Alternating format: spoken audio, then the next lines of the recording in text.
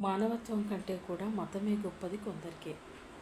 నువ్వు పూజించే, నువ్వు కొలిచే ఆ భగవంతుడు ఏ మతం గొప్పదని చెప్పలేదు.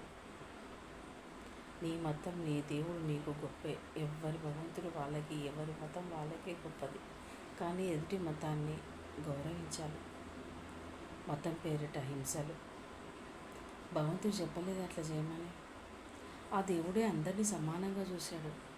నువ్వు పీల్చే గాలి, నువ్వు తాగే నీరు మతం అని ఎప్పుడు చెప్పలేదు.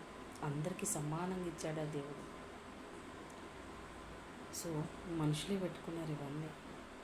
ఓకే, మీ అభిప్రాయం ఇది, కానీ ఎదుటి మతాన్ని కూడా గౌరవించాలి. మానవత్వం ఉండాలి. మనిషి ప్రాణం ఎంతో గొప్పది కదా. మండే ఎడారిలో ఒక నీళ్ళు దొరకక ఇంకొక 2 క్షణాలు అయితే చనిపోతావు అన్న టైంలో నీకు నీరు దొరికింది, అది వేరే మతం ద్వారా అనుకోండి. అప్పుడు తాగకుండా అట్లనే ఉండిపోతావా?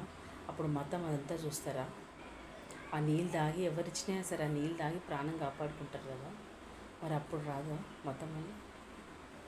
మారాలి మనుషులు.